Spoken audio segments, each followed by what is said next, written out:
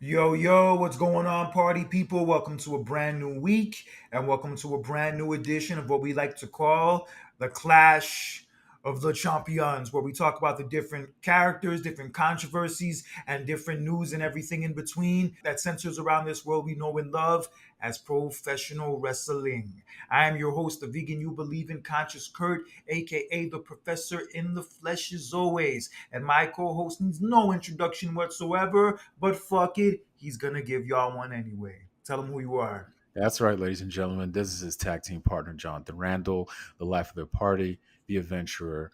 We're here, as always, giving you that news in this soap opera that is professional wrestling. Kurt, how you been?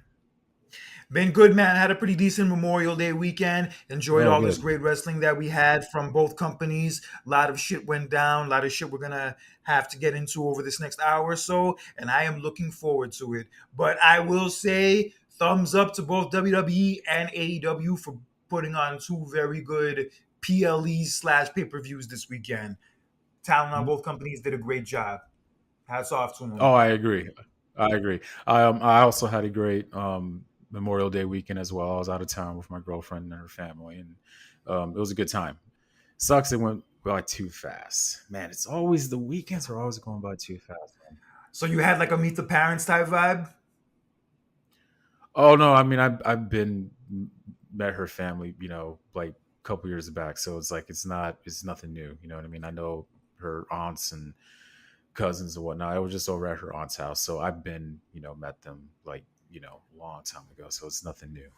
Yeah, no uncomfortable situations, no like No, indoor hell no, not even. no indoor pool Not, volleyball games where you accidentally spike the ball into somebody's nose and break it in the process. well, it's funny. Well, that is funny though because we Or you actually did lose have a Jinxie pool. Cat, They or had you a lose pool. Jinxie Cat. No, they have a pool, but no, it was none of that. I mean, I'm always give off the first good impression when I meet people. You know what I mean? Especially when I meet a person's family. So it's nothing. This is nothing new for me. So Definitely. Hopefully you can make that same impression when you meet Sexy Red's family one day. no, I'm not going to be smelling like fish. Nope, What if it's chicken nope. fingers?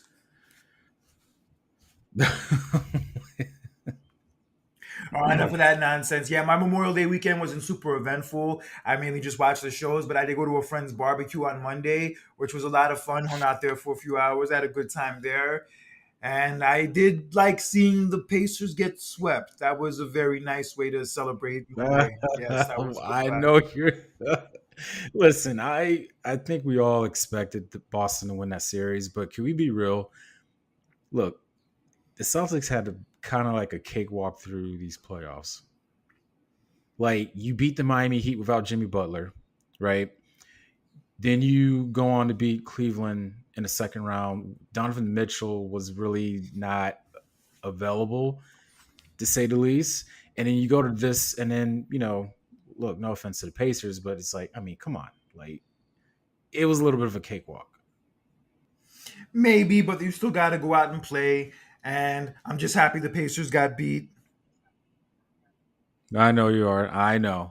Like I said, man, I wish the league really wanted to see a Boston New York conference final. For the league, for viewership, it would have went through the roof. Very old school. Like I said, I even said this in last week's episode.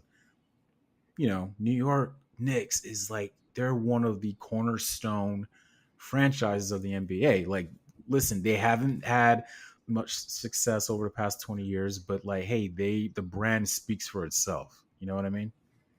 Oh, yeah, definitely. But both conference finals, I would have to say, have been a disappointment, especially that series. But I am happy with how it turned out. And there's some Timberwolves and Mavericks series definitely did not go the way I thought it would. I thought for sure the Timberwolves were going to win, but fuck, that shit is not happening.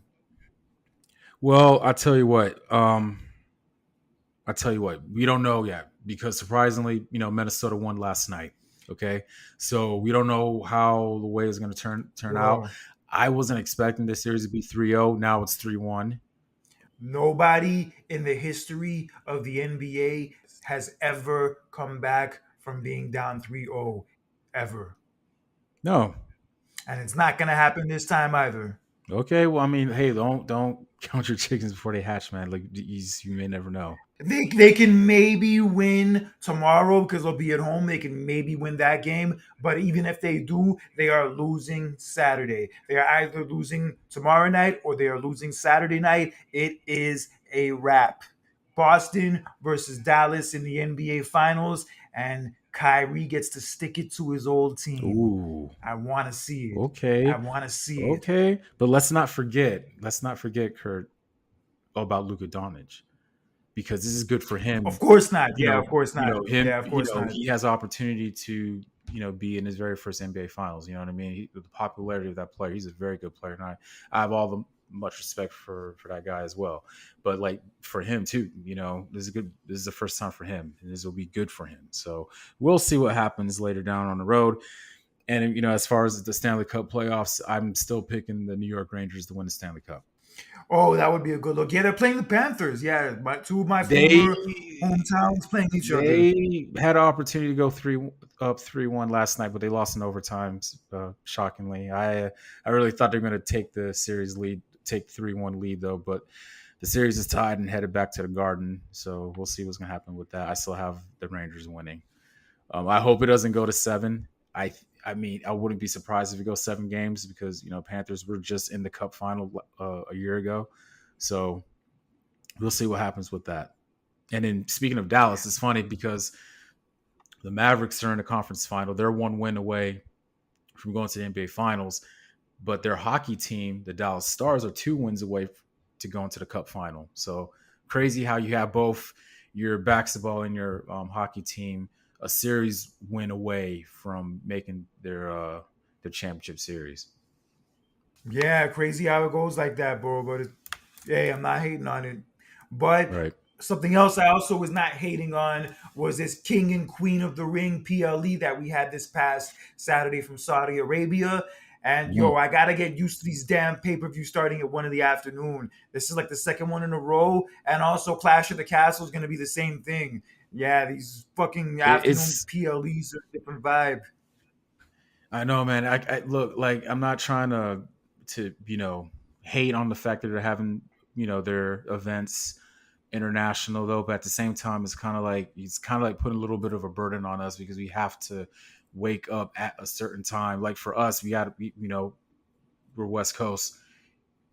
I mean, I'm West Coast, but it's like I have to, be up by 10 to watch it versus where I could just watch it like at around like 4 or 5. You know what I mean?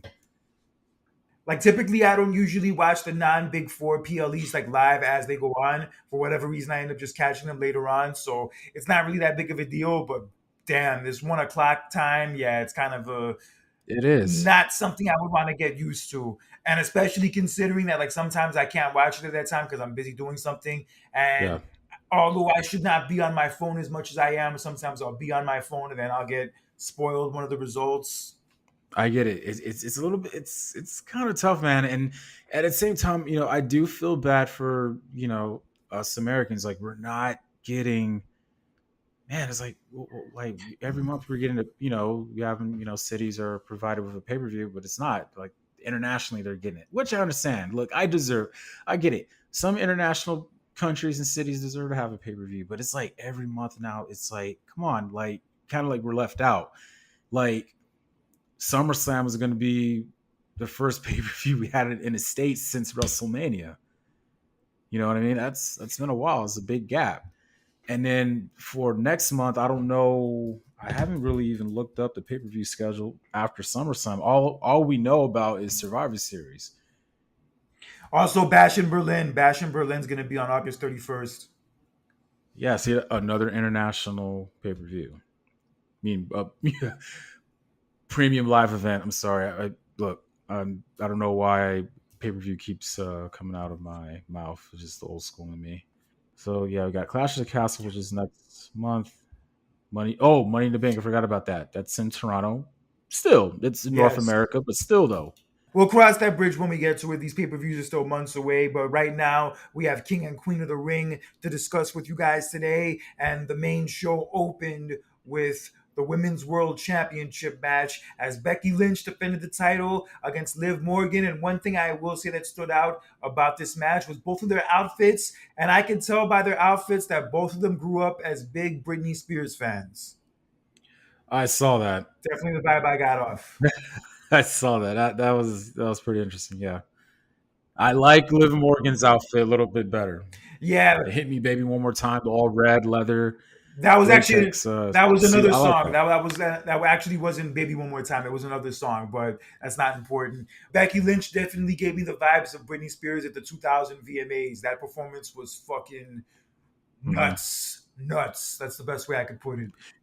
You know what? I like, for the past year and a half, I love how the female wrestlers are being creative with their outfits whenever they have a show in Saudi Arabia. And I think the one female that set the tone for that was Bianca Belair. I feel like Bianca Belair. out of all the women who perform on these shows, her outfits are always the ones that stand out most. And even on this show too, with her and Jade Cargill's outfits that they had for their tag match in the pre-show, yeah, Bianca's definitely set the standard for like the women's outfits for those shows. But yes, we had Becky against Liv. The match was very good. It was going on. 16 minutes, 16 and a half minutes. Yeah, it was very consistent. Yeah, it was going on for a good amount of time up until Dominik Mysterio, looking like Eddie Guerrero from the early Radicals days, came out and he got a chair, and then he was pulling out a chair, and then Becky and Liv Morgan are both down at one point, and then Dominik Mysterio slides the chair into the ring towards Becky Lynch, and then he gets on the apron to distract the referee, but as he's distracting the referee, Liv Morgan takes advantage of this and hits Becky Lynch with a DDT on the chair, and then hits her with the Oblivion finisher, gets the pin, and Liv Morgan is your new Women's World Champion with, I guess, not meant to be assist from Dominik Mysterio. It was somewhat. It was kind of like his help turned into a mistake. He was there to keep the title away from Liv Morgan, but yeah, backfired. But at the same time, my Or prediction was right. or was he really trying to keep it from Liv Which we'll Morgan? get into later. Which we'll get into later.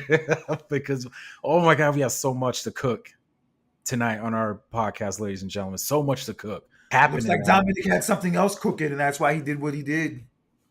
Yeah, which we'll get into later, ladies and gentlemen. I'm quite sure you guys know what we're talking about. But yeah, it was something that Dominik Mysterio was pretty much doing that turned into a mistake. We get the intentions of what he was trying to do, but it didn't work out. But at the same time, I'm happy what I saw because I predicted last week that Liv Morgan was going to win the championship, and she did. And it was the right move. How the way things were, scaling for the past, couple of months up until this point, the right move had to be made, and it was done well. Yes, I really like the finish to this match a lot. Even though the match itself was good, I think the finish is what like really put it over the top. And yes, I'm really liking Mm. where they're going with this story with Liv and Dominic and how it's gonna play up whenever Rhea Ripley eventually does come back. Yeah, I like the fact that like Michael Cole called Dominic a fucking idiot during commentary after this shit went down. God. Oh man. Yeah, but yo, he is looking more and more like Eddie Guerrero every day, man. Oh yeah, even ever since he done the mullet, I already saw the resemblance already, and I love it. I like it. So, and then Yeah, I was worried about. I'm not gonna lie, like I was worried. I think it wasn't beginning of this year. It was kind of like around the time of WrestleMania and afterwards. I was a bit worried about man, what's gonna happen with Dominic? You know what I mean? What's gonna be his role? And my worries have been put to rest now. So yeah, now he's in an interesting storyline. I'm liking where it's going, and I'm happy for Liv. Like, I feel like this title reign is going to be a lot more of a success than the first one was. She won yes, it in an actual oh match yes, against a credible champion, and she has a very good story to tell over the next few months with Dominic, and then when Rhea when she gets back. So yeah, I'm liking where this is going, and I'm really happy for Liv. I'm happy that she's in the spot, and I'm looking forward to seeing how this shit plays out over the next few months. Same here. And in our next match, we had a triple threat for the Intercontinental Championship, whereas we had Sami Zayn defending the title against Bronson Reed and everybody's least favorite teacher, everybody's least favorite coach, the Bobby Knight of wrestling, Chad Gable. Oh wow, you comparing to Bobby Knight? Wow, I'm that's sorry, let me rephrase that in more hip hop terms. The Damon Dash of wrestling, Chad Gable. huh. So yes, we have the match. The match is going along well, including one spot where Bronson Reed misses a moonsault onto Sami Zayn, and then as he's missing that moonsault, Chad Gable hits Bronson Reed with a moonsault. But obviously he kicks out. But yo, that was a great spot. I really loved how they pulled that spot off. Fucking Mm, dope. I bet. And then there's this one point where Chad Gable's trying to get Otis to interfere in the match on his behalf and attack Sami Zayn. And then he holds up Sami Zayn outside the ring at one point for Otis to clothesline him, but then he hesitates. And then Chad Gable gets in his face and calls him an idiot. He even smacks him. And he's like, yeah, just like really letting his ass have it. And then he holds up Sami Zayn again for Otis to clothesline. But as Otis is going to clothesline Sami Zayn, he misses and knocks Chad Gable's punk ass down on the ground to a huge pop. Dang. Oof. And this would allow Sami Zayn to get back into the ring and finish off Bronson Reed with a haluva kick, get the pin, and retain his title as I predicted. Because and this would allow Sami Zayn to get back into the ring, hit Bronson Reed with a haluva kick, get the pin, and retain the title just like I predicted he would. A great finish, though. Yes. As we predicted, and it was the right move to go. So, but look, it's not over. The feud is not over between Sami Zayn and Chad Gable. Hell no, it's not over. Nope. Yeah, but this whole story they're telling with Otis and Chad Gable right now is dope. Like that's I think one of the better parts Mm. of Raw right now. That along with the Liv Morgan and Dominik stuff. Yeah, this story they've been telling with him Hmm. the last few weeks has been really on point, and it's gonna be great when it eventually pays off and Otis turns on him. But until then, I'm really liking how they're making Chad Gable like the biggest like prick, biggest douchebag, almost as close to Logan Paul's level that I probably ever seen him play. Yo, he's been killing it in this role, though. Really killing it. But I'm liking it too. It's only gonna get better, down the road. So, moving on to the next match, it was Yeah, but it was Keenan. Huh? I will say, Chad Gable's pissing me off so much. I'm getting ready to write a diss about him, Oh Lord, you just been dissing people left and right, doing a lot with your free time, haven't you? bro. Nobody's safe. Nobody's safe. I bet. So, moving on to our next match, we had our Queen of the Ring tournament final, which was between Nia Jax and Lyra Valkyria. Lyra Valkyra. Lyra Valkyria. This match was honestly probably the weakest match of all the matches on the show. It was kind of like mostly Nia Jax, honestly, on offense.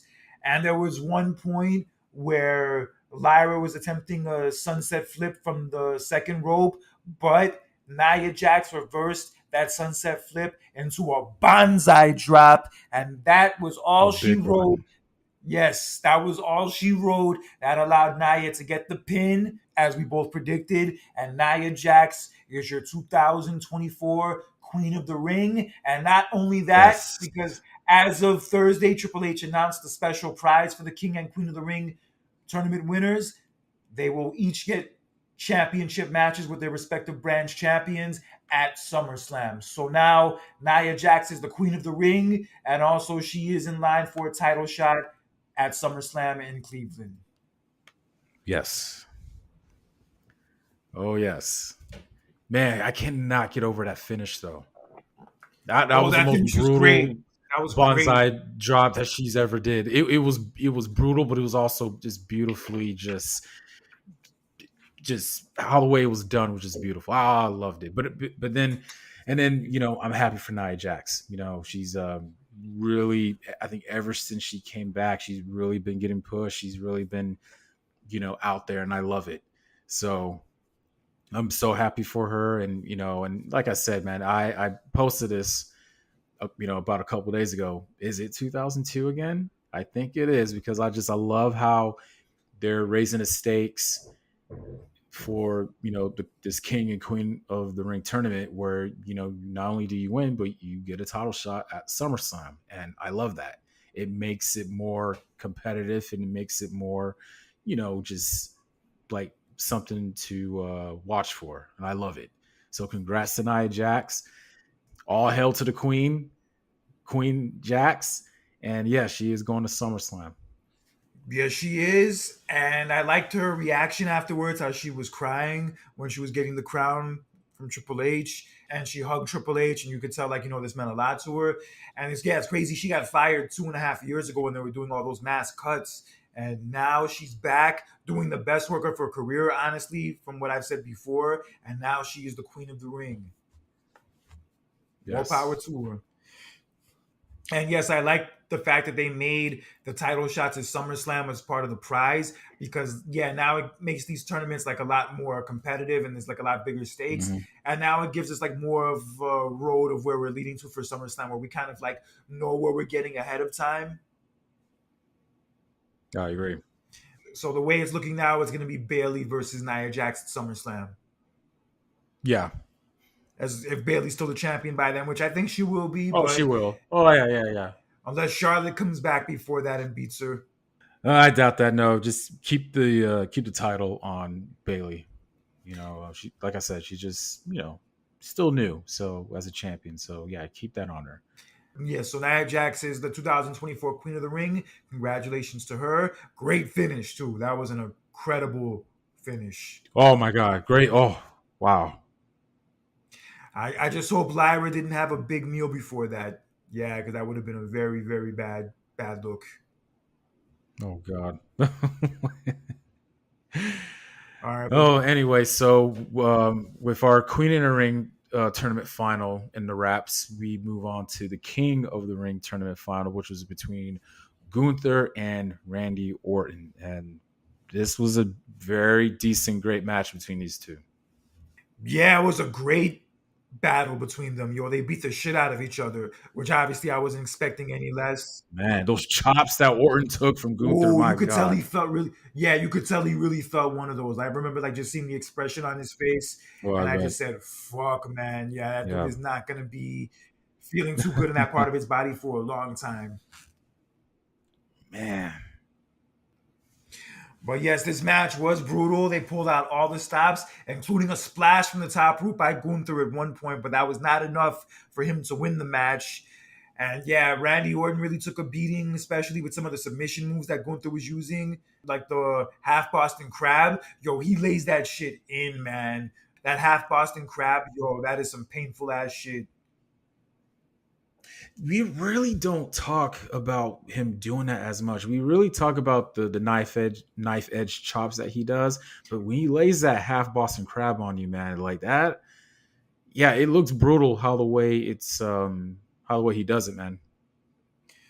Yeah, but Randy Orton was not going out that way. He did not give up. He kept fighting, and he even laid out Gunther outside the ring on top of the announce table multiple times. Yeah, he slammed him on the announce table, although it didn't break. He did it multiple times, and then it came down to one point where we Mm. actually hit Gunther with an RKO, and it looked like he was about to pin him, but his knee was bothering him throughout that match and including in this spot, and that allowed Gunther to roll him up for a pin. Although it did look like Randy Orton's shoulder was like kind of up, but the referee did count it as Mm. a pin, and Gunther, as a result, is your 2024 King of the Ring, and he is now going on to SummerSlam to get a shot at the world title.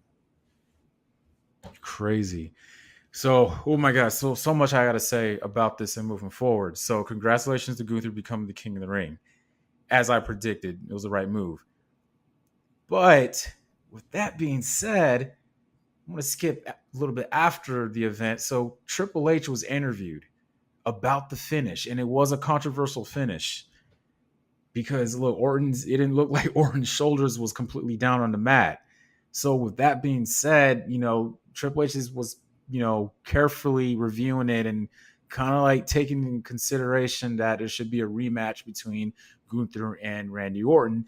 And if you guys follow us on Twitter or X, as some people call, I posted a vote saying that should there be a rematch between Gunther and Randy Orton. You can follow us on Twitter at the Champs Clash on Twitter, ladies and gentlemen. So yeah, I posted a vote, and majority of the vote, it was pretty much like almost 80 or 90% vote that yes, there should be a rematch.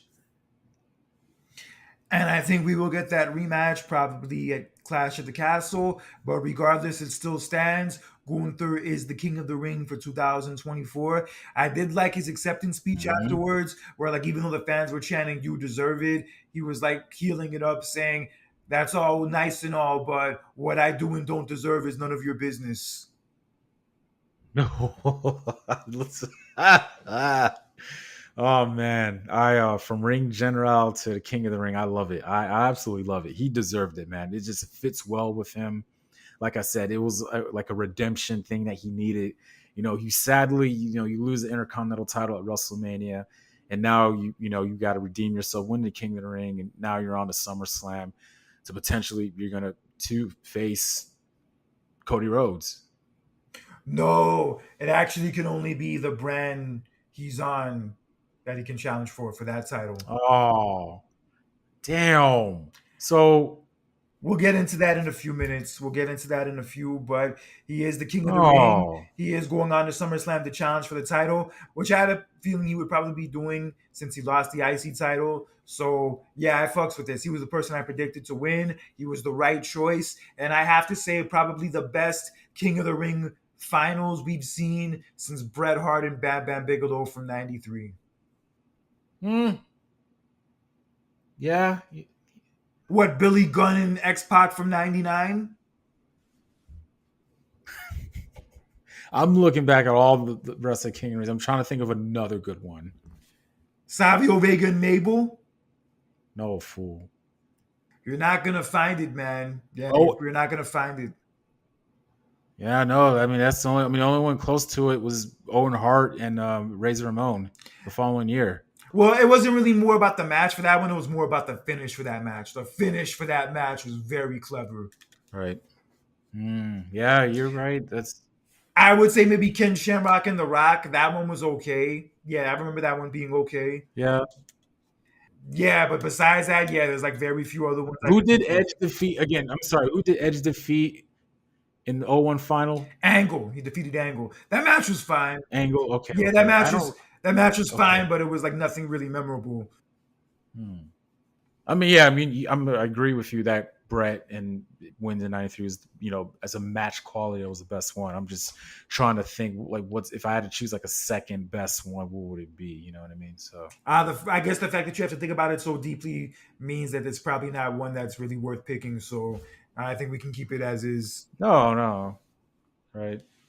All right. So yes, Gunther is your king. I'm happy he didn't wear the crown either. It would not have fit his character. No. You know what? That would have It's been the really funny. equivalent. You know what? Not a lot of the winners of that tournament wore their crowns. I think Brett and Owen wore their crown. Triple H didn't wear his; he just held it. Austin didn't even hold it. Triple H wore it for like a minute before he used it to like hit mankind with it afterwards. Oh, okay, okay, but yeah, not a lot of the winners they wore their crowns. Yeah, I did. But one thing I will say, that King of the Ring for '97, I did like that it started off the feud between Mankind and Triple H. Like they would have better matches Yeah, besides that one, but that was like the start of their feud. Was yeah, that King of the Ring final. right, right. But yeah, like it's funny. A lot of the winners they didn't wear. Did Mabel wear his crown when he after he won it? Yeah, he wore his crown, but let's not even get into that any more than we I already know, have. but I know, of course Yeah, not. but Come on most now. yeah, Brock Lesnar didn't wear a fucking crown. No, they didn't even That shit offer would him never one. Come happen. on. I think during that time they didn't offer any crowns. Like Gunther wearing the crown would be the equivalent to when Goldberg wore Goldust's wig. That's kind of like the vibe I would be getting from that. Oh no, no. They'll give him the crown just like the crown that they had. They'll just give it to him, just like here, just here's like a trophy. Like here, just put it in your room or something like that. I don't know. Yeah, I don't think we'll be seeing him wearing it ever, which is all good Uh, with me. no, no, I don't no. Of think course we'll. not. No. Yeah, because sometimes when people like get too into the King character, yeah, it's just not a good look for them. Sheamus, King Barrett, The only one to pull it off was King Booker. Ah, yes. and Macho Man. Oh yeah. But anyway, so yeah, with that, enough of that. All right, so let's move on Yeah, to to our main event. yes, we had the main event of King and Queen of the Ring, and it was for the WWE Championship, as we had Cody Rhodes defending his title against the United States Champion, the douchebag fuck, Logan Paul, who earned his Wow. name throughout this match with some of his little shenanigans and some of his little antics that have made him the person that I love to diss on this show every time I get the chance to. And apparently Michael Cole isn't very fond of him either. Not a lot of people are, so it's not a surprise. Yeah, at one point in the match, Logan Paul used the brass knucks to hit Cody Rhodes in the gut as Cody was trying to lunge at him. And then Michael Cole was flipping out about this because of the fact that Logan Paul promised the night before on SmackDown that he would not use the brass knucks. And he even gave Michael Cole his brass knucks to like ensure that he wouldn't use them. And then he went, turned around, got another pair and used them anyway. So Michael Cole was like flipping out and like called leaving Logan Paul a loser, which actually caused Logan Paul to kind of get pissed off at him and like get in his face. And then Corey Graves kind of had to like get in between the two of them. Yeah, so I kind of didn't see that coming, but props to Michael Cole for standing up to him. Yeah, what a Wow. cheater. And also a cheater that never defends his title. Who didn't put his title on the line in this match and use another contract, which is genius. I still can't get over that he did that. But but the one thing that I can't get over was that frog splash that he did from the ring. To Cody through the announce table. Yeah, that was nasty. And I like the camera shot. They did it from the Yeah. drone. Yeah, from Oh, the the drone camera that they shot. Oh did it. my That god. was Literally. mad fire. Yo, that was Yeah. incredible. Their production is next level, bro. Especially with that shot of that sequence. Yo, that shit was gold. And also before that, when Cody did the Cody cutter to Logan on the other table, that was also nice. Oh wow. Yeah. Yeah, but that was one of the highlights of the whole match. The match was great. This was an incredible match. We can, diss Logan Paul all we want about his personality and like being the douchebag fuck and all that. But when it comes to putting on a great match and a great performance, this dude always shows up, and he showed up in this match specifically. And it looked like he was about to hit Cody with the brass knucks again, but then interference from Ibrahim, the ring announcer, caused Logan Paul to be Mm. distracted, and then he kicked him down. But then this allowed Cody to take advantage and hit Logan Paul with not one, not two, but three consecutive crossroads to lay his ass out and allow Cody to get the pin and predictably so retain his title. As we predicted, and but let's look at the bigger picture. What a great match it was. Oh, yes. I don't like the Yeah. fact that it was kind of thrown together and there wasn't really much of a story to go into it, but the match at the end of the day delivered, and that's I mean, you really the couldn't most do a important whole part. lot. I mean, because there was how many weeks were between Backlash and then this event? Like 3 weeks, yeah, 3 weeks. Yeah, you really, yeah. So you really couldn't do a whole lot. You know what I mean? So, But just in general, I but felt like it still, was thrown together. Yeah, like I said, it was I know that's because thrown yeah, together. because of the time lapse. That's why.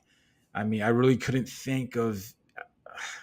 I mean, I couldn't think of anybody else. Maybe they could have did a rematch between AJ Styles, maybe, but overall, the time lapse thing is that's one of the reasons why they had to throw it in. I don't think it will be like that moving forward. But regardless, we were gifted with a good match. Yeah, I'm not complaining. The match delivered. I enjoyed the hell out of it, and obviously Cody retained. But Cody's like list of challengers on SmackDown is kind of thin. It, yeah. That's the sad part. You're very happy for him winning the title. He had a great title defense against AJ Styles, amazing. But moving down the road, you're kind of like, man, who could he? Who is somebody who could like give him a little bit of like a long term feud for a little bit? You know what I mean? The only person I could think of, and they would have to turn him heel in order for this to like really go down the right way, is Randy Orton. And they have a history together, obviously, from the Yeah, legacy days and all that. So I see that being that a would be a great potential. storyline to do that. Yeah, like outside of The Rock, that's the only like major feud that he could do that would be interesting. True. Unless The Rock's coming back for SummerSlam, yeah, he's gonna need something else that's like interesting enough to keep Doubt it. us, entertained. Right. So like the only thing I can think of right now in the meantime, like at least on SmackDown, is Randy Orton. Yeah, it's just too bad that they won't let Gunther challenge like any champion he wants. Because I would say that Gunther and Cody for SummerSlam would be great. That would be a huge match. That's what I'm saying. I love that. That was like the first thing that came to my mind. I'm like, oh my god, like they haven't collided with each other. It was temporarily though, but they haven't had that collision with each other since the Royal Rumble from 2023. But you just said that Gunther's on Raw, so you could challenge the champion on Raw, which is the World Heavyweight Champion, who is Damian Priest, by the way, who we just found out that he will be defending his title against Drew McIntyre at Clash at the Castle. Drew McIntyre has been cleared to compete. Oh, and I'm looking forward to this. This is gonna be very interesting. And I think Very interesting. And I think something's going to happen. yes, now that Gunther is the number one contender for the title at SummerSlam, I don't know if this match between Drew and Damian Priest is going to end the way I initially thought it would end. Like how Because I was thinking that I'm Drew thinking would. CM Punk is going to get involved. Now I was thinking that Drew would win, and then it would lead to him going against Punk for the title at SummerSlam. Hopefully, if Punk could be back in time for that. But now with Hmm. Gunther as the number one contender for SummerSlam, I'm maybe feeling that Punk is probably going to find a way to get involved in this story too and screw Drew again in front of his home country. Yeah. And literally in his home country. This is going to be in Scotland. It's going to be in fucking Scotland. And the funny thing about that, I mean, if it happens, you thought Drew losing at WrestleMania in the fashion that he did will be bad. I think this will be a little bit worse. It's not WrestleMania, but it is a big premium live event in your own home country, though, in front of your entire friends and your family. Yeah, it's a big deal, and it's going to be in Scotland. And yeah, this is Yeah, like his second chance. Like after what happened at the last Clash of the Castle 2 years ago. So yeah, yeah, if yeah. Punk ends up screwing him again under these Oh my circumstances, god. oof, Yeah. he is gonna have a meltdown of epic proportions, son. Right. He's been having a meltdown as of late, but this is going to be 10 times worse if our prediction is going to turn out to be true. So we'll wait and see what happens.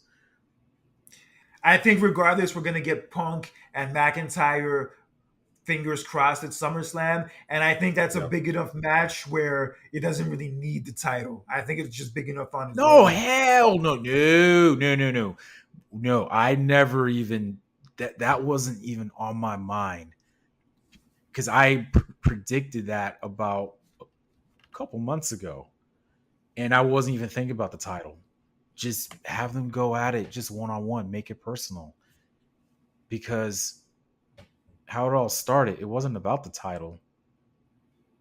So with this, I love it. Don't make it about the title. No, no, don't. But yeah, it's crazy how many people are out with injuries right now and like just Yeah. out, period, from Punk, Charlotte, now Rhea Ripley, Dominik's also hurt.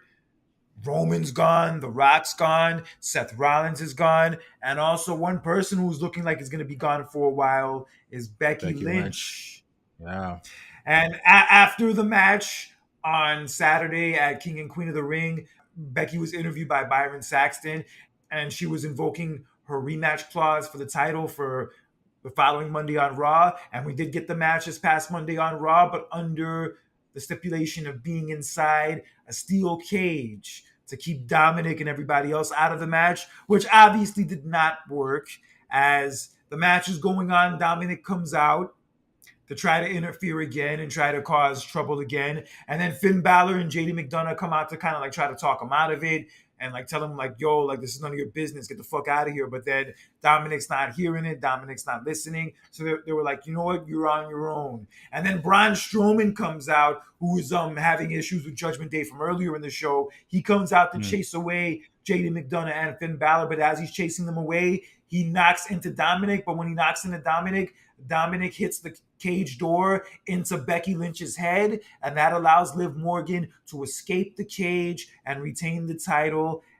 Dominik is walking to the back, and then Liv Morgan catches up to him, and then she's staring at him briefly, and then as she's staring at him, she just fucking kisses his ass. She like kisses his ass really long and good for like a good 30 seconds. And yeah, that was one thank you kiss that I'm sure that dude will never forget. Oh my God, how so much fuel, more fuel has been added to the fire now. Ladies and gentlemen, Rhea Ripley's revenge tour. Look, it's been started, but it's really, oh my God, it's gonna be full gear. Just it's gonna be wild when she comes back. Oh my God, I can't. I predicted this. This is why I wanted Liv Morgan to win the women's title because of this, because the fact that Rhea got hurt because of her, and when she was hurt, Liv Morgan was kind of like turning her attentions on to Dominic Mysterio and to the title. So Liv Morgan is kind of like winning this battle right now. She's pretty much doing what she set out, what she wanted to do, one by one, piece by piece. Take out Rhea Ripley, pretty much like get to Dominic, and then become the women's world champion. So it's gonna, oh my God, it's gonna be so crazy, man. And I can't wait for it, for the feud to start. Let's fingers crossed this happens for SummerSlam. So I'm telling you right now, I think it's been a while since we had a SummerSlam that would like be just as good or better than that WrestleMania that same year. It's been a while. I can't recall when was the last time. But this, if things fall into place, Kurt, with CM Punk and with Rhea Ripley coming back, and then we could have a potential whatever it's set up for Cody Rhodes. Kurt, this SummerSlam could be very hot. Oh yeah, it has a lot of potential, but we still have two Yeah. more big shows before then, and it's looking like for the second time in SummerSlam we're gonna get a custody of Dominic match. Just make the match already, damn it. Oh my God, please. All right, but getting into the Becky Lynch stuff real fast.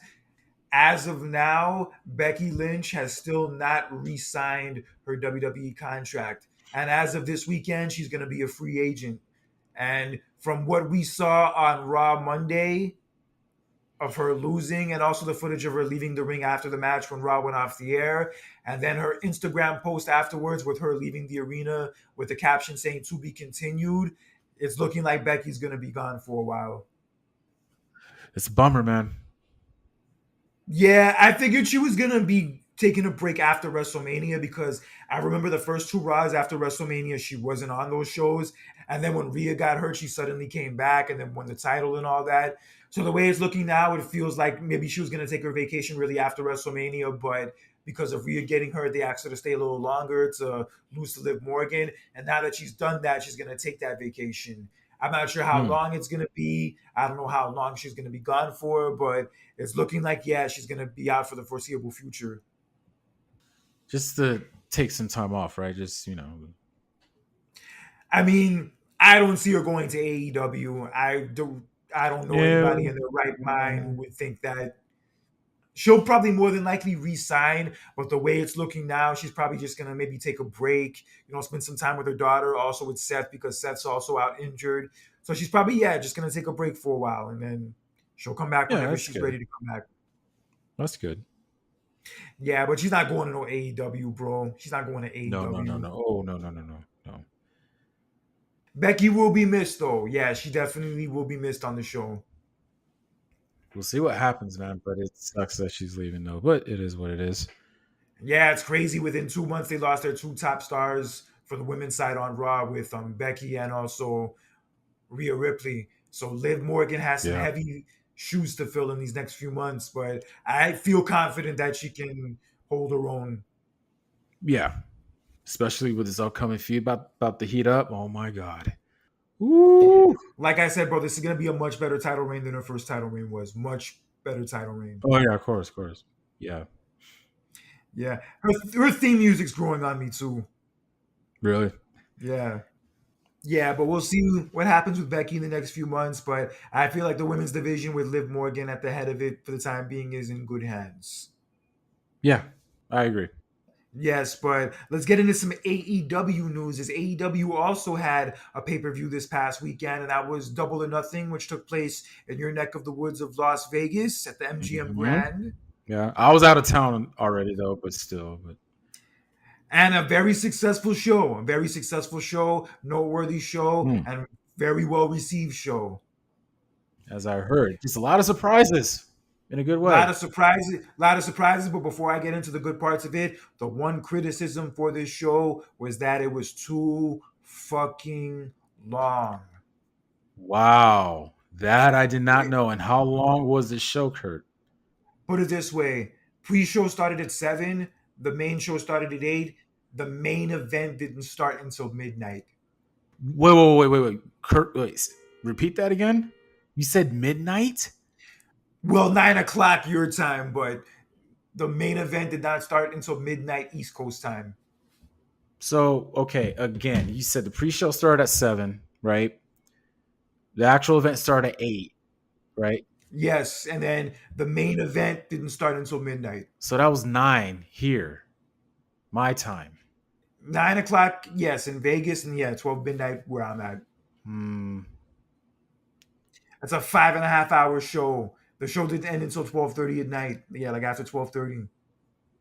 That's a long ass show, and then like that, and that's the opposite of what WWE does now, where they like only do like 5, 6 matches tops. Hmm. With the AEW shows, they put like 10, 11 fucking matches on it. Yeah, that shit is never ending, son. Wow. But even though there was a lot on this show, there was a lot of good on this show, which I'm gonna break down for you guys real fast. As Adam Cole was in the ring cutting a promo, he was interrupted by this video package of this dude like walking through this house, and then he walks into a room with a bunch of like MJF memorabilia in there, like a photo of MJF, the chip that MJF went to be number one contender for the title, and then there's like a mannequin of like MJF's like blazer and also his Burberry scarf, and in the pocket of the blazer you find like a ripped up picture with Adam Cole, and the other half of the ripped picture you find MJF's face in it, and it's put together. Back in the ring, and then back in the arena, you hear MJF's music hits, Ooh.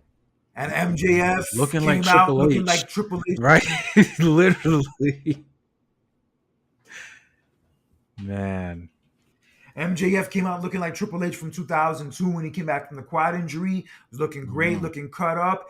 Came into the ring. Adam Cole tried to give him a hug and try to like let bygones be bygones. And while MJF initially went for this, we all knew what was coming after this, and it happened. As after he hugged Adam Cole, he kicked his ass in the balls. Dang. And then he said, "Security, get this shit stain out of my ring." And then he's saying, "There is one thing you did get from me, Adam Cole. You got me to trust. And we all know I'm never doing that shit again." Wow. And he basically said, like, that love shit is no more. Like, now I'm being fueled by hate, hate, and hate. Yeah, he was going off. He was talking about, unlike the schmucks in the back and Adam Cole, I don't need a New Japan and I don't need a Vince McMahon to make MJF because MJF made MJF. Wow. Yeah, his energy was great. His energy was off the charts. And then he's talking about, like, if you're wondering about his contract status, he says, "Cameraman, get a shot down below." And then he pulls up the bottom of his pants to show his shin. And at his shin, there's a tattoo that says "Bet on yourself," and it says AEW in the middle of it with the logo. And then this is the great line at the end. And then he says, when it comes to AEW, I'm the wolf of wrestling because I'm not fucking leaving. And then he like just gets on the top rope and starts screaming, and everybody goes crazy. Yo, this is great. This is a great return, man. And I love that line at the end. I love that reference to Wolf of Wall Street. Great. Classic movie, by the way, ladies and gentlemen. Yeah. Not fucking leaving. Ooh, incredible movie. Yeah, but anyway, yeah, it's great to see MJF back. We know he's officially staying in AEW, and yeah, you got to be very happy if you're Tony Khan because yes, this is the perfect Right. timing to get MJF back. Couldn't agree any more about that. Yeah, he's their biggest homegrown star. Out of anybody they've had homegrown, he's by far the biggest, the most valuable. Mhm. Yeah. Yeah, but probably him and Adam Cole aren't going to wrestle anytime soon because I think Adam Cole's still hurt for a little while longer. If it's possible, maybe they could do the match again at Wembley again this year. It's possible. Yes, and also speaking of which, AEW took a page out of WWE's book with the Owen Hart Cup, where now the winners of the men's and women's Owen Hart Cups are going to get title shots at All In at Wembley Stadium.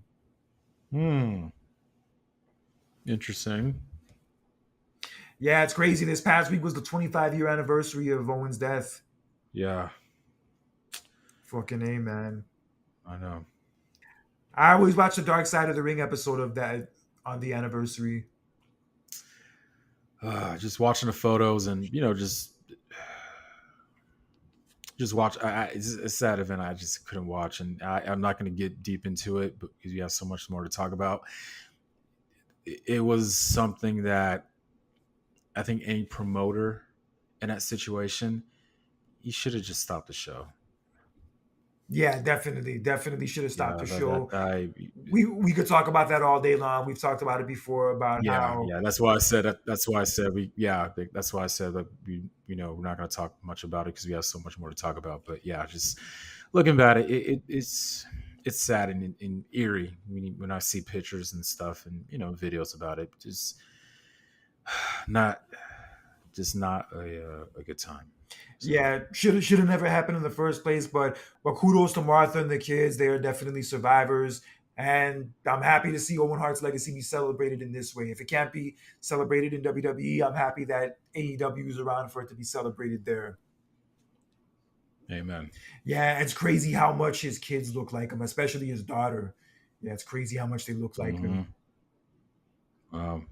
Yeah, man. But before we move on, just one more thing about Owen Hart, since we were talking about King of the Rings. Still to this day, my favorite King of the Ring coronation. Owens? Yes, favorite coronation. Feel you. 30-year anniversary of it this year, too. Mm-hmm. Yeah, he was on fire that whole year. The 94, yeah, he was killing it. Yeah, he was definitely one of the MVPs of that year. Oh, I agree. And other news for AEW Double or Nothing, in addition to MJF's return, we had a barbed wire cage match between Adam Copeland and Malachi Black for the TNT Championship. And there was one spot where Adam Copeland was jumping off the top of the cage onto Malachi Black through a table. But when he jumped off of the cage to try to do an elbow drop, he landed right on his feet. Yeah, man. As opposed to like landing with his body on top of Malachi Black, he landed on his feet. But yeah, watching that footage of it, yo, it is disturbing. Ooh. Yeah, it was bad. It's bad. It's fucking bad. Yeah. Was the match itself, I mean, brutal? Because you did say it was a barbed wire steel cage match, correct? Yeah, it was very violent, very brutal. blood everywhere, chaos everywhere, and unfortunately an injury, which we'll get into in a few minutes. But in addition to that, we did have a surprise cameo to assist Adam Copeland, and that was a cameo by Gangrel, his Yes. former broodmate from back in the day. Right. Crazy, man. Look, like I'm happy that we got to see that just as a wrestling fan. You know what I mean? But when you look on the other side of it, Kurt, on the WWE aspect, you're kind of like, dude, they you guys had a missed opportunity because of that. And the reason why I'm saying that because recently it was reported, not too long ago, Edge pitched the idea to be reunited with Gangrel at WrestleMania 39 when he had his match against Finn Balor, but they turned it down. Dumb idea. Yeah, I don't know how they thought that nobody would remember Gangrel. How? Look, I know he didn't go on to do much beyond those like attitude years. Like I know he wasn't known for like that much more beyond that, but people still do remember that character, and people still do remember the Brood. And the theme song Yeah, it too. would have definitely gotten a pop, but Right. yeah, they would have definitely gotten a pop. But at least they used it in this spot, and it worked. Adam Copeland ended up retaining the title with help from Gangrel to Trust me. fight off And the rest of House of Black. And yeah, it was a dope cameo. and look, I'm sorry. Like, and guess what? It was at WrestleMania. Come on, everybody would have known. Come on now, like, it's not like the entire fans are a bunch of newbies and everything. What I mean, we know our wrestlers. And that was just a miss opportunity on that part. That would have been so great to see that. Let's not forget, Edge had a Brood theme like entrance at SummerSlam 2021. And you know what's funny? Around that time, I think they were going to use Gangrel for something with AEW, but because Edge did that, they decided not to use Gangrel anymore because it was like too related. Mm, mm.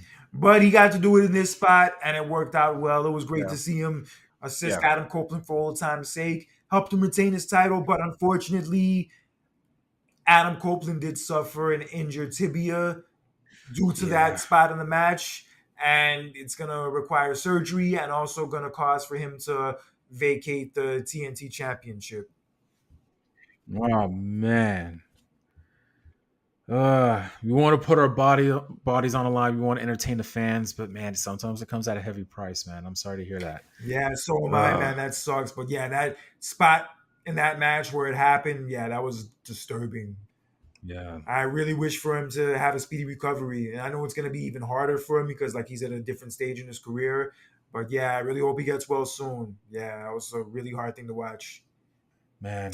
Well, they haven't really Unfortunately. gave a timetable of how long he's going to be gone, is he? No. No, they haven't said that yet, but we did have the AEW official debut in a match from Mercedes Moné on Double or Nothing, and she challenged for the TBS Championship against Willow Nightingale. And these two also had a kick-ass match. Yo, this match was great. I didn't get to watch it live, but from the highlights I did see of it and all that, yo, they both killed it, and I was expecting nothing less. That's good. Yeah, anybody who is like doubting Mercedes Monet, whether or not she still has it, or if she's a Mhm. legend in her own mind, like a lot of fans like to say, yo, those doubts were put to bed. Like she really displayed in this match why she deserves to be in the place she's in now. Good for her to win that title, man. Well, she needed it. I'm kind of bummed that Willow Nightingale lost because I feel like, she's been doing well with that TBS title, even though she just got it last month. And also, she's just been killing it lately with like her ring work and also her promos. So I was kind of Mhm. bummed to see her lose. But Mercedes Monet is not going to lose her very first AEW match and also her first match in a year. Yeah, it wasn't going to happen. No. Yeah, but props to her.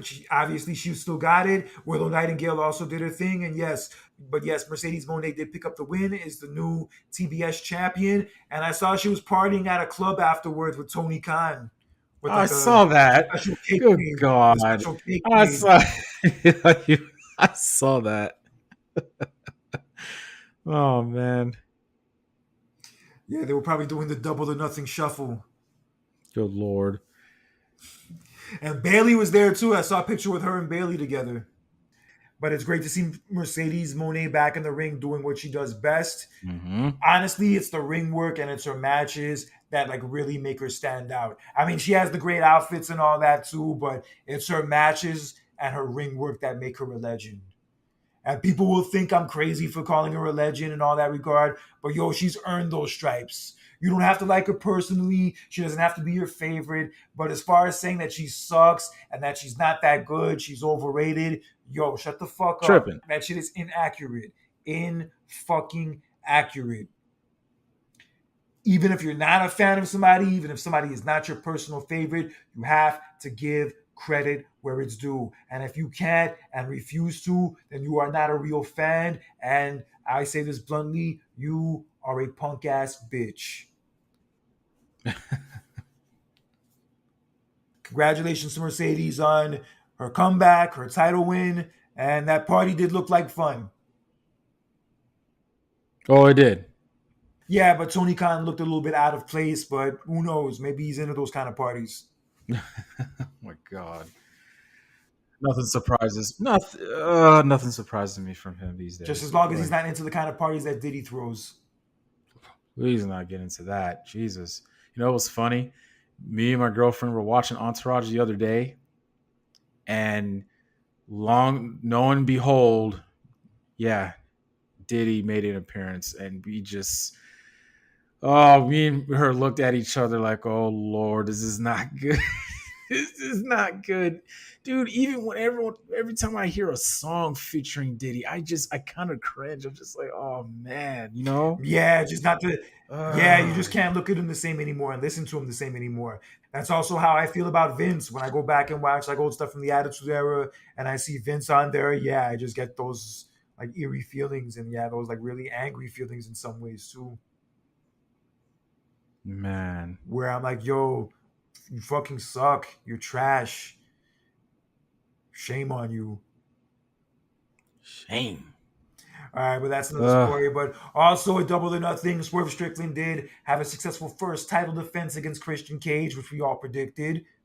But happy to see him mm, retain his title, and we'll see where he goes from here. And in the main event, we had Anarchy at the arena between the Elite and Team AEW, and I knew it was going to happen. No surprise, Team Elite won because they are still building heat.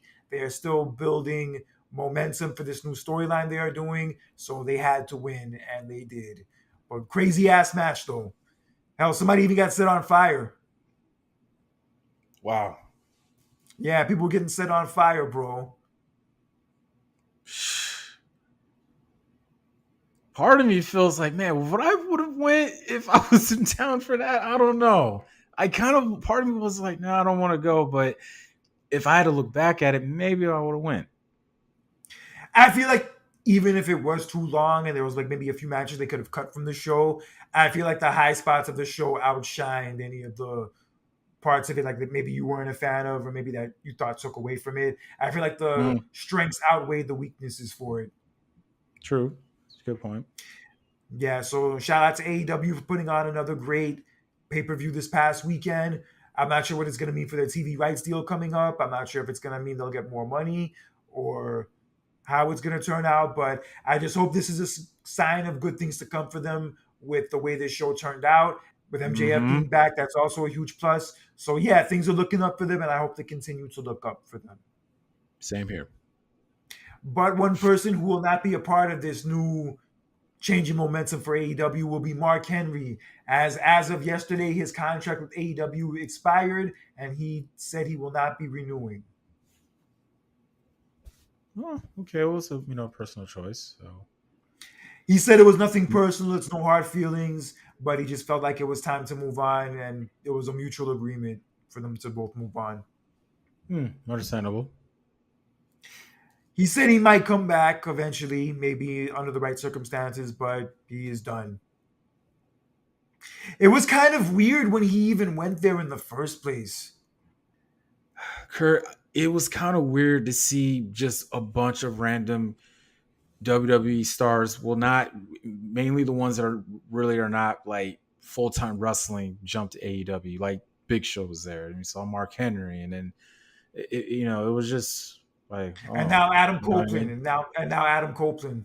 Yeah, Yeah, you because know, certain people who are like still relatively in their prime, like Tony Storm true. being one example, that makes more Yeah, sense. yeah. If you're a full time wrestler and you got released by WWE and you're still in your prime, yeah. If you want to, it's not weird. You want to go to AEW or TNA. Look at Dolph Ziggler. You know what I mean? That's not weird. And also Strickland being another example. Look how great he's turned Yeah, out. true. But if you're like past your prime and you're really not, you're just part time, you're not really doing a whole lot, and you're going on to another company. That's kind of like I scratch my head. I'm like, oh, that's a bit weird. Yeah, it's like certain people you figured were lifers with WWE, like who you figured Yeah, would never yeah. leave and would be there till their last days. Yeah, you Hmm. figured like Big Show and Mark Henry were those guys. And yeah, I was really shocked when they went to AEW. I Yeah. think it wouldn't surprise me if a big part of the reason why they left was because of all this shit going on with WWE at the time and how Oh, with Vince was Vince and running their things and how like, it that was is a like good point. really bad. And this is like during COVID when like it was just really bad and like those Mm. shows, especially during that 2020, like early 2021 period, those shows were literally unwatchable. Literally Are we unwatchable. talking about The just COVID, shows, or are we talking about like the pay per views as well? just Raw mainly Raw, but the Oh, product as a whole still had a lot of issues, but just mainly Raw. Like Raw was that one show where I would like just miss it on purpose. Like I couldn't even sit through a whole show and I couldn't even watch the results on YouTube. I got to the point where like I didn't even care about catching up with it on YouTube. I'm like, this show sucks so badly, I don't even care what's going on it. mm. Oof. That's how that was the temperature of the show during that time. That was even at one point where their ratings were so bad that their grand solution to it was doing a Legends Night. That still didn't even work. And ironically enough, it was after that Legends Night that Big Show and Mark Henry left and went to AEW. Right. Yeah, so maybe they were like kind of like sick of the way things were by that point and they wanted to get out. And AEW offered them an alternative that they maybe didn't have before. Hmm. So now that kind of things have changed and WWE is like a lot better of a place from what it seems like, and AEW's been having the problems they've been having in recent years, maybe you might want to go back home. Yeah, it was just weird, just saying that though. It was just, I don't know, but hey, he's leaving, and there's no telling what's going to happen later. And we just wish the best for him moving forward. I wouldn't mind seeing him come back to WWE for one appearance where we could hear his like old theme music for old time's sake. That'd be dope. Or we can maybe get a Nation of Domination reunion, Oh my God, like a that's real one another with The one. Rock, like with The Rock too, and Farouk and D'Lo Brown with everybody, like the whole crew. Hey, that's another Hall of Fame inductee that's long overdue. Yeah, definitely. I will miss Mark Henry saying it's time for the main event on Rampage. That was always dope. All right, but yes, best of wishes to Mark Henry. Also Jake Hager and Arn Anderson are done with AEW as well. Hmm. It's crazy about like half of the people from Jericho's inner circle stable from a few years ago aren't even in the company anymore. Man. Sammy Guevara is like still suspended. I think Santana left. Yeah, Santana's in I think TNA now. Ortiz is still there, but he doesn't really do anything. And now Jake Hager's gone. Wow. Crazy. Crazy. But in the ultimate of consolation prizes, since Minnesota did not get WrestleMania for next year, for 2026, they are getting SummerSlam. But they aren't just getting one night of SummerSlam, they are getting 2 nights of SummerSlam. Yeah, that is crazy, dude. Like, for the first time, we're gonna have SummerSlam for 2 nights. Interesting. But here's the one thing, though. It's kind of like it really shook things up for me because I said that, okay, if WrestleMania, if Minnesota did not get WrestleMania for next year, right? I said that, okay, they'll get it the following year, 2026, but apparently not, because SummerSlam will be there in 2026. So there's another big question. So where's WrestleMania going to be at for 2026? Well, we don't have to worry about that anytime soon. But um, Maybe it'll be but where would? maybe it'll be in Omaha, Nebraska, Oh God, this is not in your house. Stop it. or Hummus, Jeez. Montana, You want to promote your own in your house pay per view? Okay, cool. but or Truth or Consequences, New Mexico. Jesus. But what was I about to say? Um, where is SummerSlam going to be at for next year? Maybe Saudi. Oh It could be. I was hearing they want to bring a no! WrestleMania or like a Royal Rumble there. Yeah. Do not put your big four pay per views in international, please. Come on, not Saudi. They always are getting like two pay per views a year. You do not need to bring a SummerSlam over there. Hey, it's their money, bro. If they want that sweet Saudi money, and if it's Doesn't no? Do you get it? No, no. You didn't hear me well. They get two pay per views a year. They don't need a big four there. No. maybe they want more. My God, internationally, they're taking majority of the pay per views now. We haven't had an event in the States since WrestleMania, and it's not going to happen again not till SummerSlam. But damn, you're really not happy about this. Yeah, you're really not happy about these PLEs moving overseas. No, no, no. I'm not saying I'm not happy about it. I'm just kind of like, be a little bit fair now, because it's like, bro, like you kind of like, you want that experience to go to like have a PLE, but it's like, damn, like we ain't getting one not till where's Survivor Series going to be at again this year? Not sure yet. I'm not sure. I thought maybe they didn't announce it, but I don't. It's weird. I don't know. It's so weird. I'm just used to like here in the States, and then every once in a while, have a international, which is cool. Like I love Backlash in France, and I really love the fact they're having Money in the Bank in Toronto. Oh my God, you know how I love events in Canada. Oh yes, You know what I mean? So, they're always fun. oh my God, it's that in Chicago. Like you have those. I'm hyped, hyped. But yeah, Minnesota, even though they Yeah, didn't get 2 WrestleMania, nights. they're getting 2 nights of SummerSlam, so I'm sure that they'll be more than happy with that. 2 nights. That's the first time. That's like wow. And you usually will think it's just a WrestleMania thing, but no, this is they're making SummerSlam really bigger than it was. You know what I mean? So It looks like starting with this year, they're really starting to like build SummerSlam like really is that WrestleMania of the summer. And now mhm. with the announcement of it being 2 nights when it comes to Minnesota in 2026, it seems like that's probably going to be like a experiment that they're going to do to see if it works. And if it does, they're going to start doing SummerSlams as 2 nights, and possibly even the Royal Rumble and Survivor Series is 2 nights. I don't know how they'll pull off the. Well, wait, I can see it. Since they have two Royal Rumbles, also two War Games matches, yeah, they could pull off a 2 night for both of those. Yeah, anything's possible, man. But yeah, props to Minnesota for getting SummerSlam. It'll be the first SummerSlam since 1999, and I'm hoping and praying it turns out better than that show did. It will. Trust me. Don't worry about it. I mean, as much as I love that Testin Shane McMahon Greenwich Street fight, a lot of that show wasn't so incredible. No, Kurt. Majority of the pay per views really wasn't that good that year. So Although that summer was fun in many ways, that summer of '99, and that was also around right, the time they were on MTV for that whole week. Yeah, that was like 2 weeks before mm, SummerSlam. Like the whole week they were on MTV. right. Yeah, they had The Rock on there, they had Foley on there, they had Triple H on there. That there was in '99, especially. That's like the year that I really knew that wrestling was like pop culture. Yeah, like with all that shit, and like also at Yeah. that bar I told you I used to go to when they had that whole stand full of WWE stuff. Yeah, like that's the year where I was like, yeah, this wrestling shit is huge. This Oh wrestling yeah. shit is popular. God, I miss the 90s.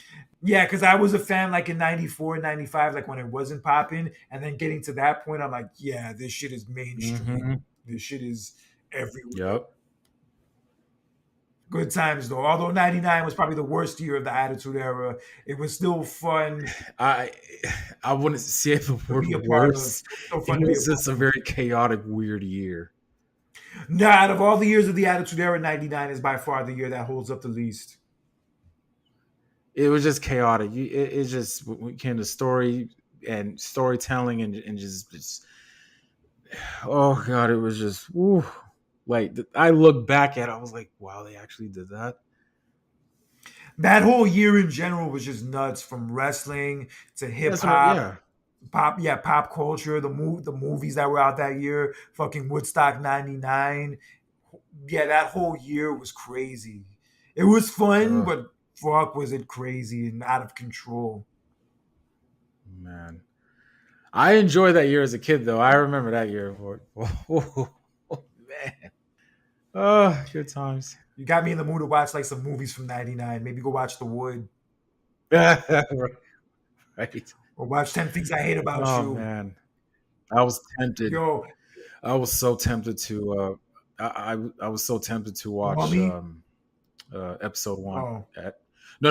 The Star Wars episode one okay. because they released it on the theaters earlier this month, but it was only for a week. I wasn't able to watch it though, but I was tempted to go watch it though because it was the 25th anniversary. So, but man, Yeah, so many great movies came out that year, especially that summer, like Big Daddy, the South Park movie, Sixth Sense. Star Wars, Yeah, Star The Wars also Mummy. came out that summer. Yeah, The Mummy came out that summer. American Pie, fucking American Pie, Yeah, Wood, yeah, yeah. The Forget about Wood. that. Yeah. That was also a really good year for teen movies. Like as far as like teen movies in the 90s, like 99 had a lot of really good ones. Hmm. Yeah. True. Cruel Intentions, 10 Things I Hate About You, Varsity Blues, American Pie. Although that one scene in American Pie where like he films the girl like from his room, like getting naked and everything, yeah, that scene would not fly today. That would not fly No, it was today. the fun. That was my favorite. That was my favorite part of the whole. That was the funniest part of the whole entire movie. Yeah, I get it. That was my I favorite. It was I hilarious. get it, but bro, trust Yeah. me, like in the 2024 lens, yeah, that shit would not fly now. Yeah, people would fucking lose their No, I mind know, and but be bro, protesting. there's a lot of movies from that entire decade and before our time that wouldn't fly away in this age. Yeah. So it's nothing You new. know that comedian Andrew Dice Clay? You know Andrew Dice Clay? Yeah. I was watching one of those dark side of comedy episodes from Vice. Yeah, they did an episode about him, and the whole thing is opposed to like really being about the dude's like personal life and stuff like those episodes usually are. It was basically about Mm. how like his stand-up routine like didn't age well and how like it was very sexist, it was very racist, it was very divisive and very problematic. Yeah, like it was just a whole dissection about like, how like it wouldn't be accepted into modern society and all this other jazz. This isn't really dark side of comedy, this is like more like woke side of comedy Oh. because his material is like so offensive, like to women, to minorities, etc., and homosexuals. It was to the point where he was going to host SNL one week, and Sinead O'Connor dropped out from performing on that episode, and one of the cast members of the show dropped out from being in the episode. Oh wow. Yeah, crazy shit, but that's another story. But yeah, SummerSlam going to Minnesota sounds like a good look. I will not be making that trip, I don't think. But props to the people in Minnesota for getting that show, and I hope it turns out well for them. Shout out to them. Oh yeah. Oh yeah. I 'Cause- mean, look, I know they were pitching really hard to get Mania over there, but hey, that didn't work out. Hey, open up a new opportunity, and you're getting the second biggest event of the year. You're getting SummerSlam for 2 nights at a nice, wonderful stadium, U.S. Bank, Bank of America, U.S. Bank Stadium. Oh, yes, good job. and hopefully this will make up for the painful defeat that their Timberwolves are about to suffer at the hands of the Mavericks. Because yeah, it's not looking good for those boys. Well, we'll be in 2026, so hopefully by that time, maybe Minnesota will make a finals appearance. Maybe we'll see. Maybe they'll have a ring. Anything's possible. anything's Just possible. like a just like a certain someone from their team back in the day said when he won his title. Ooh. Garnett. Right, right, right, right, I right. know you don't like to remember that finals because your Lakers Fuck that. lost It's okay. in very harsh Two, fashion in that game 6. two, yeah. The '09 O was redeemed the following year and the year later, so it's all good. Yes, it's all good. This world of wrestling, through the good, the bad, the ugly, and everything in between, we still can't help but loving it. And that's why we do this show for you guys, ladies and gentlemen. I can't help it. It's a soap opera at the end of the day, ladies and gentlemen. And I love it. So, uh, And just a great art form, just a great art form, yeah, regardless of what people say about wrestling. If they don't like it, if they're not fans of it, it is an art form, and an art form I will always love. couldn't say any better. Is there anything else before we jet off? No, nothing else for us tonight. I'm gonna go watch AEW Dynamite, see what the fallout is from Double or Nothing, and see if AEW can maintain that momentum going into the summer. But for John Randall, this is Conscious Kerr with another edition of the Clash of the Champions. Take care, enjoy the rest of your week, and always remember, don't be an asshole in real life or social media because all that toxic ass bullshit is for the birds. Stay safe, ladies and gentlemen. Be cool, as always. All right, yeah, be cool, guys. Have a good rest of your week, and we'll see you next time.